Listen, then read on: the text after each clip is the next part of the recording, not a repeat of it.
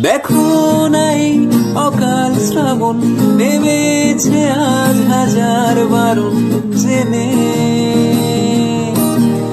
আওয়াজ শুনে